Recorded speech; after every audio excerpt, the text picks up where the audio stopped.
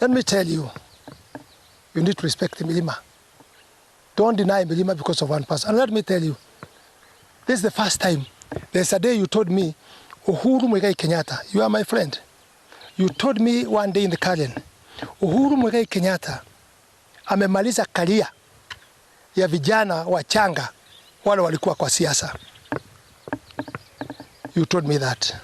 But let me remind you, kama kuna mtu sasa amemaliza hiyo kipawa ya young people, young women in Kenya, ni wewe. Do I tell you why? Kuna mtu anaenda nyumbani, hao wajumbe hawakwenda kwa finance bill, wakafukuzwa wakachomewa. Hii ya juzi ya kufuti Gachagua out, second makosa ya pili. Na sisi usema makosa huitwa ni makosa ukirudia mara ya pili. Wamefukuzwa waende nyumbani. They can go nowhere. Watakuombea kura wapi? Na wataomba wakiwa na platform gani? So it will be fight, it will be chaos. I beg you, the president, bring back the peace. Make sure the peace is there. Hakuna kitu kubwa kama watu kukaa chini na kusema I'm sorry, we forgive each other. Sasa tunafanya just a simple thing.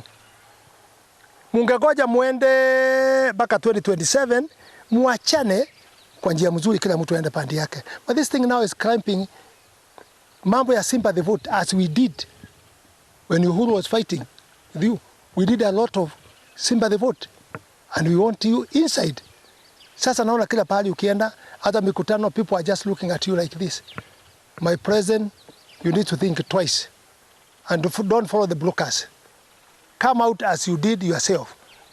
And kama kuna mtu anakudanganya, hata sasa utarudi uingie na hii wakora anafukuzwa, muingie na hao Mount Kenya kuomba kura, I'm your friend. Forget it. Milima is locked for now. It has a lot of bitterness. Just the way they were wakati ulikuwa nafukuzwa. They are now double bitter for this fight. That's what I'll tell you for now. But we keep peace in the Rift Valley. And we are happy for media people. Get the right people to preach and to talk the truth.